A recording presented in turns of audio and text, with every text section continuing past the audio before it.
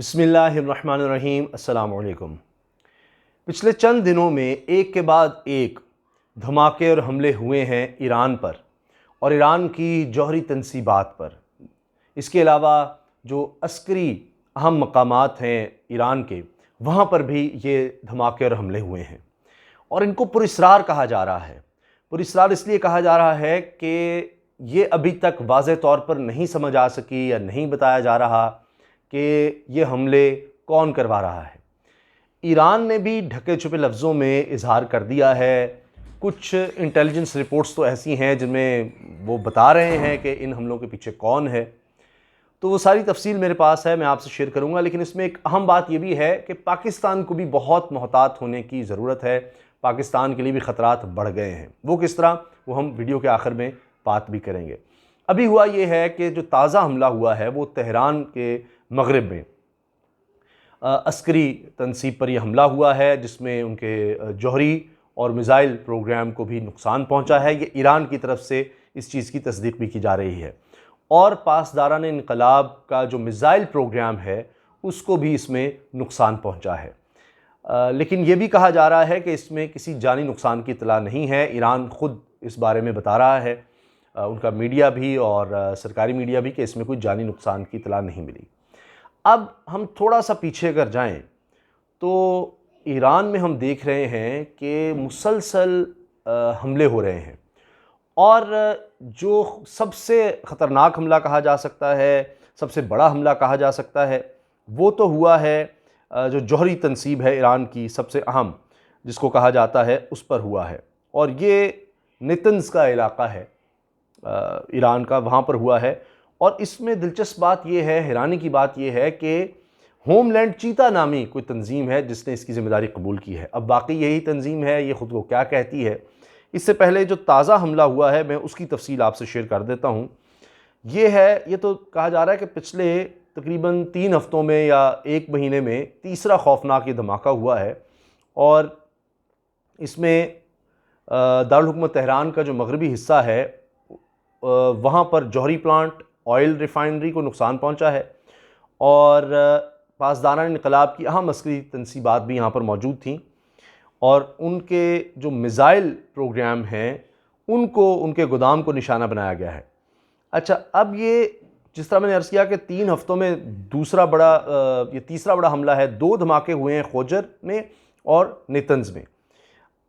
अब इस बारे में अभी तक नहीं किसी ने ज़िम्मेदारी कबूल की या ये नहीं पता चल सका कि इसके पीछे कौन है।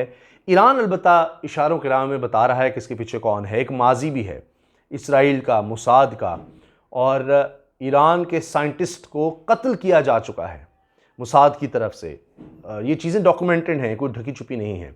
फिर अमेरिका से शदीद दुश्मनी चली आ रही है ईरान की, लेकिन इस दफ़ा इन हमलों के बारे में ज़्यादा शक इसराइल पर किया जा रहा है या इसराइल ख़ुद को खुद भी मशकूक बना रहा है।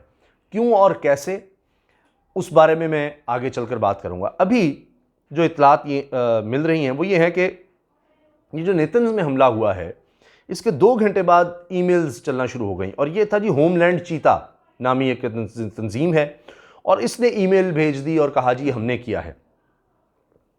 अब ये खुद जो दावा करती है तंजीम, वो कहती है कि जी हम ईरान के ही फौजी और सिक्योरिटी मुनहरिफ ग्रुप हैं, यानी उन्हीं में से हैं, उनसे नाराज़ हैं। ईरान के फ़ौजी और अस्करी ग्रुप से नाराज़ हम लोग हैं, उन्हीं का हिस्सा थे हम, अब अलग हो के हम ये हमले कर रहे हैं, ये वो कह रहे हैं। फिर इन्होंने एक वीडियो भी शेयर की है न्यूज़ एजेंसियों से और वो वीडियो बड़ी एडिट हुई हुई है। और अब इस हमले के सिर्फ 2 घंटे बाद वो वीडियो भी शेयर करना, जिसमें इस तरह से लग रहा है कि बताया जा रहा है, उस वीडियो में इशारा दिया जा रहा है कि वो नेतन्स को इस तरह से निशाना बनाएंगे। तो इसका मतलब है कि ये मनसूबाबंदी थी। ये क्योंकि बहुत से लोग ये कह रहे हैं कि ये कोई हादसा भी हो सकता है, जो वहाँ पर सिक्योरिटी के अरेंजमेंट्स हैं वो अच्छे नहीं हैं, तो ईरान की इसमें कोई गफलत भी हो सकती है। 3-4 बातें की जा रही हैं। एक तो सिक्योरिटी या हिफाजत के इंतजामात मुकम्मल नहीं हैं और इंटरनली कोई ऐसा हादसा हो गया है आतिशज़दगी का। दूसरा ये कि बाहर से कोई हमला हुआ है। तीसरा ये कि अंदर के ही कुछ लोग हैं मुलव्वस हैं और ये साइबर हमला कहा जा रहा है इसको। तो ये 3-4 पॉसिबिलिटीज़ हैं। अब ये जो होमलैंड चीता नामी तंजीम है, अगर इसकी बात मानी जाए कि अंदर से ही लोग हैं जी हम, तो ये कोई बात मानने में आती नहीं, चूँकि साथ ही नासा ने अपनी जो सैटेलाइट्स हैं उनके इमेजेस भी शेयर किए हैं, तो उसमें अगर देखा जाए तो बड़ी क्लियर इमारतें नज़र आ रही हैं। अगर कोई आता जाता है तो इतना आसान तो नहीं है यहाँ पर आना जाना। बहरहाल ये कह रहे हैं कि जी हम अंदर के ही लोग हैं। अब वीडियो भी लेकिन साथ शेयर कर दी है इन्होंने, और इतनी जल्दी, यानी 2 घंटे बाद ही वो वीडियो शेयर करना जिसमें इशारा मिल रहा हो कि यहाँ पर हमला हम करेंगे और ये सब बातें। तो ये भी एक हैरानी की बात है। उससे तो लगता है कि वाकई ये कोई मनसूबाबंदी तो है, कोई इसके पीछे है। अब इसराइल की कहाँ बात आती है। इसराइल ये कहता है, उनकी जो साइबर सिक्योरिटी का जो ग्रुप है या साइबर सिक्योरिटी की जो तंजीम है, उसकी तरफ से कहा गया कि पर्शियन कैट या चार्मिंग किटन ये अब ईरानी कहे जाते हैं, और ये कहा जाता है कि जी ये जो पासदारान इनकलाब है, पासदारान इस्लामी इनकलाब, उनकी साइबर फ़ौज का ये हिस्सा हैं। ये पर्शियन कैट और चार्मिंग किटन ग्रुप है, और ये जो नया ग्रुप सामने आया है ये इससे मिलता जुलता ग्रुप है, होमलैंड चीता ग्रुप। यानी ऐसे जैसे ये इस ईरान के ये जो ग्रुप्स हैं इनके मुकाबले पे कोई नया ग्रुप बनाया गया है। अब मई के आखिर में हुआ ये था कि ईरान का सबसे बड़ा दुश्मन है इसराइल, उसकी साइबर सिक्योरिटी की कौमी तंजीम ने यह कहा था कि मुल्क में पानी की सप्लाई पर उसको तबाह करने के लिए हमला किया गया था, जिसको नाकाम बना दिया गया। उसके बाद, इसके चंद दिन बाद, जब इसराइल ने कहा जी एक हमला हमारी पानी की तंसीब पर होने लगा तो हमने नाकाम बनाया, उसके चंद दिन बाद ही ईरान के जुनूब में एक बड़ी अहम बंदरगाह है, ये शहीद रिजाई, इस पर साइबर हमला हुआ। अब 50% ईरान की बरामदात इस बंदरगाह से होती हैं, और इस हमले की वजह से, इस साइबर हमले की वजह से आप सोचें कि यहाँ पर जो नहरें आ रही थी वो बंद हो गई, पानी सड़कों पर आ गया, और वो वैसे नहरें जो हैं वो बंदरगाह की तरफ आती थी, बिजली की सप्लाई भी मुअत्तल हो गई। अब इंटेलिजेंस ज़रा ये कहते हैं कि इसराइल ने ये करवाया था, और ये इसराइल की जवाबी कार्रवाई इसको करार दिया गया। ठीक है जी। अब चंद मैं आपके सामने वाक़यात रख रहा हूँ जो पिछले 3 माह के अंदर अंदर हसास मकामात पर हुए हैं ईरान के, और इनमें इजाफा हो रहा है, तेज़ी आ रही है। इन वाक़यात में जौहरी तनसीबात हैं, ऑयल रिफाइनरीज़ हैं, बिजली घर हैं, अहम फैक्ट्रियाँ हैं, कारोबारी इदारे हैं, उन सबको नुकसान पहुँचाया गया है। 26 जून से ईरान में इस तरह के कई वाक़यात हो चुके हैं। 26 जून को होता है तेहरान में, पारचीन के करीब है ये खजीर का मकाम, ये बैलिस्टिक मिसाइल के बनाए गई फैक्ट्री में लिक्विड फ्यूल तैयार करने की तनसीबात थी, इन पर धमाका हुआ। शिराज में पूरे शहर में बड़े बिजली के जो घर थे उनमें धमाके से पूरे शहर में ब्लैकआउट हो गया था। 30 जून, 4 दिन बाद ही तेहरान के एक अस्पताल में धमाका हुआ जिसमें 19 अफराद हलाक हुए। 2 जुलाई नेतन्स में जौहरी तनसीबात पर धमाका और आतिशजनी हुई, जिसका भी हम तफसील से जिक्र कर चुके। फिर 3 जुलाई को शिराज में खौफनाक आग लगने का वाक़या हो जाता है। अब कहा यह जा रहा है कि इनका मकसद ये है कि ईरान की मईशत को तबाह कर दिया जाए बिल्कुल, और उसकी अस्करी ताकत को, उसकी जौहरी तनसीबात को तबाह किया जाए, नुकसान पहुंचाया जाए, और वो किस तरह से उनका ये प्रोग्राम ही बंद हो जाए। अब आ जाते हैं आखिर में ईरान की बात करते हैं। ईरान क्या कह रहा है, ये सबसे अहम है। ईरान की तरफ से ये कहा जा रहा है कि दुश्मन ममालिक की जानिब से जिस ख़ास तंजीम ने या ख़ास उनकी एजेंसी ने ये हमला किया है उसका उन्होंने पता लगा लिया है, लेकिन वो इसलिए नहीं बता रहे। उनकी सुप्रीम कौंसिल जो है वो कह रही है हमने पता लगा लिया है, लेकिन हम बता इसलिए रहे सिक्योरिटी की वजूहात की बिना पर। ईरान ये कह रहा है हमने पता लगा लिया है कि इन हमलों के पीछे कौन है, लेकिन वो इशारा ज़रूर दे रहे हैं कि जी सहूनी ताकतें हैं, इसराइल और अमेरिका की तरफ इशारा है ईरान का। अब ये कह रहे हैं कि जब ये साबित हो गया, ये जो साइबर हमले हो रहे हैं, कि इनके पीछे ये लोग हैं जिनकी तरफ इशारा किया जा रहा है, तो फिर हम बदला भी लेंगे, ईरान ये कह रहा है।